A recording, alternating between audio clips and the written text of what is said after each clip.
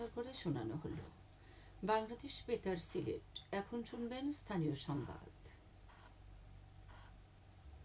আসসালামু আলাইকুম।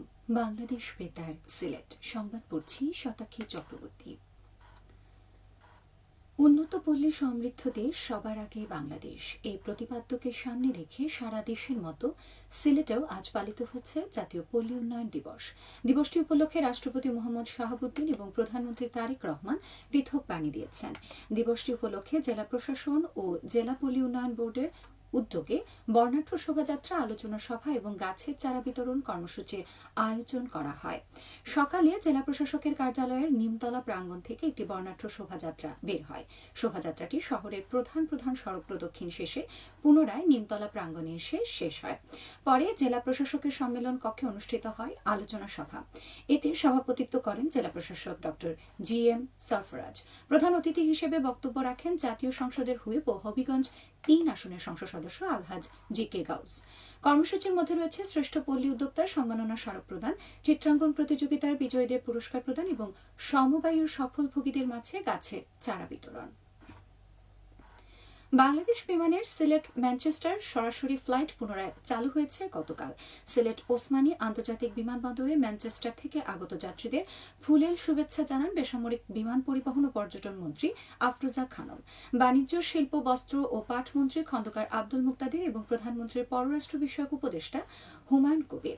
ফ্লাইটের যাত্রীদের শুভেচ্ছা জানানোর পর সাংবাদিকদের ব্রিফিংয়ে বেসামরিক বিমান পরিবহন ও পর্যটন মন্ত্রী বলেন, প্রধানমন্ত্রী তারেক রহমানের আন্তরিক উদ্যোগ ও নির্দেশনায় এই রুটে বিমান চলাচল পুনরায় চালু হয়েছে, যা যুক্তরাজ্য প্রবাসী বাংলাদেশি, বিশেষ করে সিলেটি প্রবাসীদের দীর্ঘদিনের প্রত্যাশা পূরণ করেছে। তিনি বলেন, সরকার এই রুটের নিয়মিত ও টেকসই পরিচালনার বদ্ধপরিকর। যাত্রী সেবার মান উন্নয়ন, বিমান ভাড়া যৌক্তিক পর্যায়ে নিয়ে আসা এবং রেমিটেন্স যোদ্ধাদের জন্য আরও সুবিধা নিশ্চিত করতে ইতিমধ্যে কার্যক্রম গ্রহণ করা হয়েছে। তিনি আরও জানান, ওসমানী আন্তর্জাতিক বিমানবন্দর সম্প্রসারণের কাজ শেষ হলে আন্তর্জাতিক ফ্লাইট পরিচালনার সক্ষমতা উল্লেখযোগ্যভাবে বৃদ্ধি পাবে। প্রধানমন্ত্রীর পররাষ্ট্র বিষয়ক উপদেষ্টা হুমায়ুন কবির বলেন, সিলেটে পর্যটনের অপার সম্ভাবনা রয়েছে। উন্নত বিমান যোগাযোগের মাধ্যমে পর্যটন, বাণিজ্য, বিনিয়োগ এবং প্রবাসীদের সঙ্গে দেশের সম্পর্ক আরও সুদৃঢ় হবে। নিরাপদ, আধুনিক ও যাত্রীবান্ধব বিমান সেবা নিশ্চিত করে দেশের অর্থনৈতিক কর্মকাণ্ডে নতুন গতি সৃষ্টি সরকারের লক্ষ্য।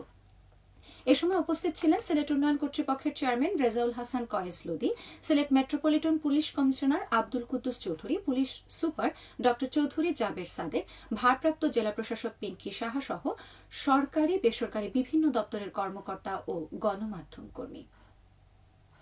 মাতৃত্বকালীন মৃত্যুরোধ ও নিরাপদ প্রসবের জন্য চা শ্রমিক মায়েদের মধ্যে সচেতনতা সৃষ্টির লক্ষ্যে দিনব্যাপী ক্যাম্পেইনের অনুষ্ঠিত হয়েছে মৌলভীবাজারে। সদর উপজেলার দেওরাছড়া চা বাগানে আয়োজিত ক্যাম্পেইনে প্রধান অতিথি ছিলেন সদর উপজেলার ও পরিবার কল্যাণ কর্মকর্তা ডাক্তার বর্ণালী দাস। এ সময় প্রসবকালীন এবং প্রসবোত্তর বিনামূল্যে সরকারি বিভিন্ন সেবা গ্রহণ সম্পর্কে শ্রমিকদেরকে অবগত করা হয় এবং সচেতনতা সৃষ্টি করতে উদ্বুদ্ধকরণ ভিডিও চিত্র প্রদর্শন করা হয়। একটি বেসরকারি উন্নয়ন সহযোগী সংস্থার সহযোগিতায় জেলা শিক্ষা ব্যুরো এর আয়োজন করে।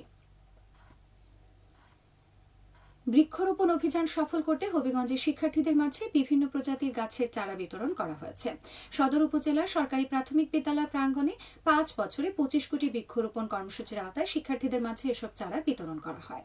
অনুষ্ঠানে প্রধান অতিথি ছিলেন জাতীয় সংসদের হুইপ GK গাউস। এতে সভাপতিত্ব করেন জেলা প্রশাসক ডক্টর GM সরফরাজ। সুনামগঞ্জের তাহিরপুর উপজেলার লাউড়িগড় বাজারে মাদকমুক্ত সমাজ গঠনের লক্ষ্যে সচেতনতামূলক আলোচনা সভা অনুষ্ঠিত হয়েছে। তারুণ্য যদি সজাগ হয়, মাদক সেবন আর নয়, এই প্রতিপাদ্য নিয়ে গতকাল বাদাঘাট ইউনিয়নের যৌথ উদ্যোগে এ সভার আয়োজন করা হয়।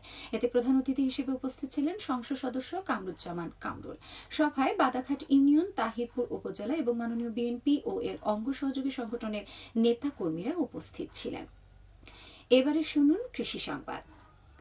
সুনামগঞ্জের জগন্নাথপুর উপজেলায় 2025-26 অর্থ বছরের কৃষি প্রণোদনা কর্মসূচির আওতায় ক্ষুদ্র ও প্রান্তিক কৃষকদের মাঝে বিনামূল্যে আমন ধানের বীজ ও রাসায়নিক সার বিতরণ করা হয়েছে।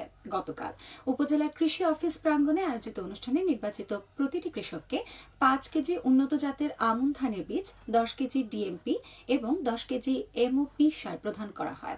এই কর্মসূচির মাধ্যমে আমন ধানের আবাদ ও উৎপাদন বৃদ্ধি এবং কৃষকের উৎপাদন ব্যয় কমাতে সহায়তা করবে বলে জানানো হয়।